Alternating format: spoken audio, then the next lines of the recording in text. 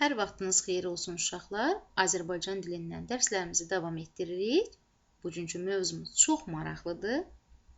Gəlin mövzumuzu öyrənmək üçün tapşırığımıza baxaq. 4-cü tapşırığın A bəndində deyilir. Muzeydə olmusunuzmu? Gördüyünüz əşyalar barədə danışın. Sizcə, nə üçün qədim əşyaları muzeydə saxlayırlar? Uşaqlar, ümid edirəm ki, siz muzeyin nə olduğunu, hara olduğunu bilirsiniz. Muzey böyük, gözəl bir bina olur və muzeydə həmin ölkəyə və yaxud da yəni olduğu şəhərə, olduğu ölkəyə aid qədim əşyalar saxlanılır. Qədim yəni lap çoxdandan, min illər, neçə əsrlər əvvəldən qalan əşyalar saxlanılır. Uşaqlar, sizcə nəyə görə muzeydə həmin əşyalar saxlanılır? Ona görə ki, uşaqlar, qədim əşyalar həmin ölkənin nə qədər qədim bir ölkə olduğunu sübut edir. Yəni, lap çoxdandan yaranmış və var olmuş bir dövlət olduğunu, bir ölkə olduğunu sübut edir.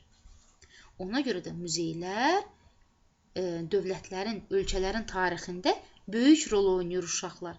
Muzeyləri ona görə qoruyurlar, muzeydəki əşyaları ona görə qoruyub saxlayırlar. Gəlin söz boğçasına baxaq, daha sonra dərsimizə davam edərik uşaqlar. Muzey, bayaq dedik, qədim əşyaların saxlandığı binadır. Eksponat isə muzeydə saxlanılan həmin əşyalara deyilir uşaqlar. Yəni, muzeydə olan əşyalara eksponat deyilir.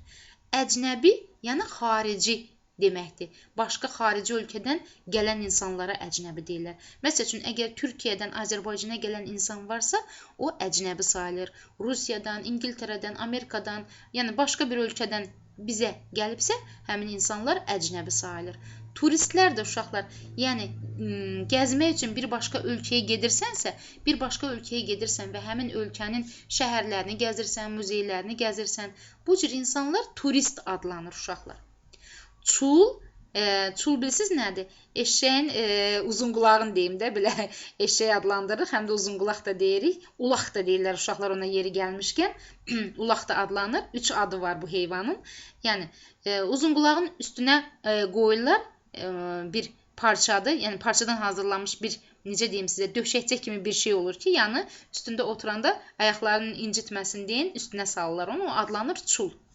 Yadigar uşaqlar, yəni bir insandan mı deyim sizə yadigar qalıb və yaxud da kimlərdənsə sizə yadigar qalan əşyalardır. Məsəl üçün, nənə babanızdan sizə hansısa bir əşya qalıbsa, o əşya sizin üçün yadigardır. Yəni, onu istəyirsiniz ki, özünüz üçün saxlayasınız.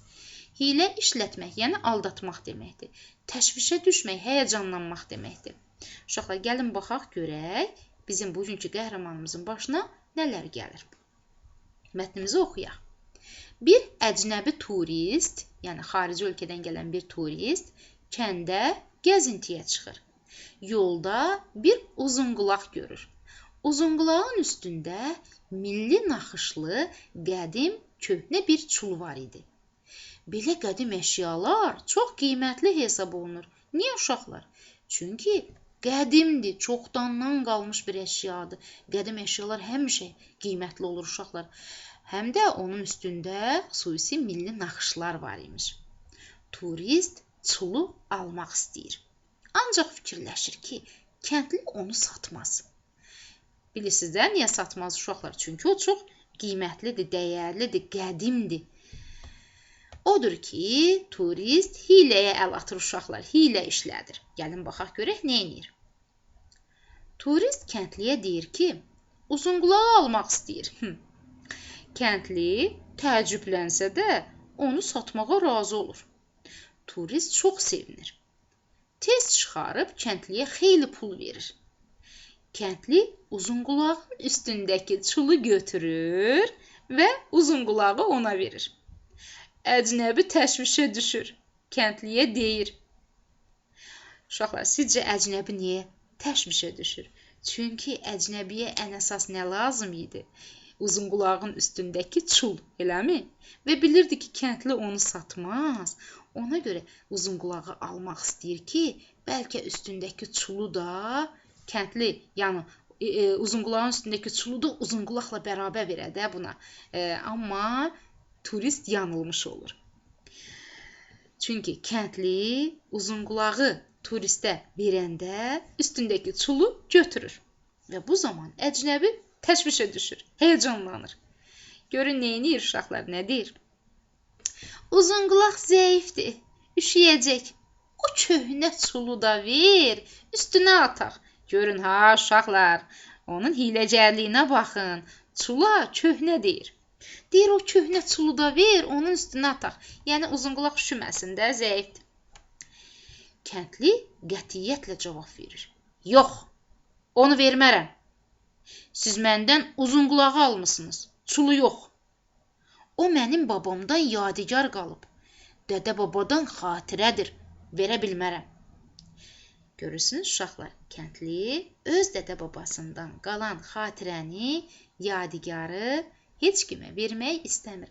Hətta əcnəbi turist ona nə qədər pul təklif etsə də, o çulu satmır. Çünki çul həm qədim əşyadır, həm də ona dədə babasından yadigardır. Uşaqlar, C tapşırığında sual verib, nə üçün kəndli köhnə çulu satmadı? Biz artıq bu sualın cavabını vermiş olduq. Uşaqlar, C tapşırığında isə deyir ki, mətnə ad qoyun. Diqqət etdinizmi? Mətnimizin adı yoxdur uşaqlar.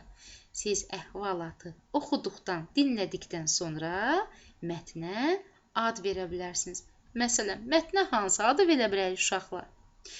Məsələn, verə bilərik köhnə çul və yaxud da nə adı verə bilərik? Hiyləgər turist, olarmı? Və yaxud da ağıllı kəndli. Amma söhbət qədim əşyalardan getdiyinə görə çul, qədim çul və yaxud da köhnə çul adı versək, bəlkə də daha uyğun olar uşaqlar.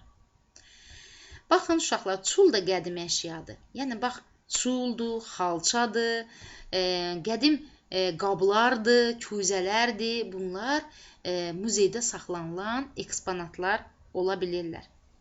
Uşaqlar, sizə bir mövzu adı deyirəm.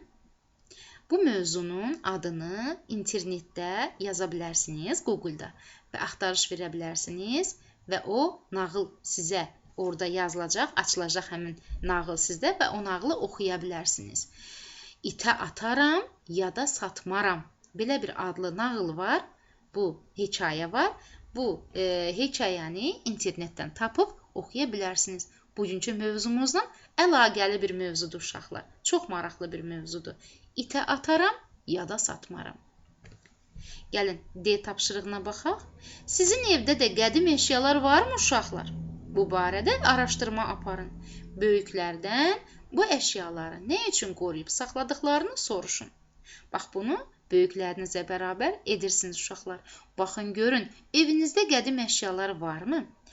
Bir maraqlanın, görün, böyükləriniz nəyə görə həmin əşyaları qoruyub saxlayırlar? Bizim evimizdə nənəmin toxuduğu gözəl bir xalça var uşaqlar. Və biz o xalçanı çox böyük sevgi ilə saxlayırıq. Həmin xalça mənim 1 yaşımda nənəm mənim üçün toxuyubdur. Və mən onu göz bəbəyi kimi qoruyuram uşaqlar. Siz də öz nənə babanızdan sizin üçün qalan yadigar əşyaları beləcə qoruyub saxlaya bilərsiniz. Gəlin, söz boğçasına da baxaq. Sözlərin düzgün yazılış və yanlış yazılışına baxaq, daha doğrusu uşaqlar. Muzey yazılır, muzey-u. Amma müzey deyilir. Yəni, bunu qarışdırmayın uşaqlar. Yazanda mütləq u yazılmalıdır. Turist yazılır, görürsünüz sonunda t yazılır. Amma deyəndə turist deyirik. Sanki sonundakı t səsi eşidilmir. Amma yazanda mütləq turist t ilə birlikdə yazmalıyıq. Eksponat o yazılır, amma deyəndə eksponat deyirik. Yəni a deyirik, amma a yazmaq olmaz. Yazında mütləq eksponat yazmalıyıq. Uşaqlar, dərsimiz bu qədərdir. Ümid edirəm ki, sizin üçün maraqlı oldu. Tapşırıqları yerinə yetirməyi unutmayın. Gələn dərslərə dək.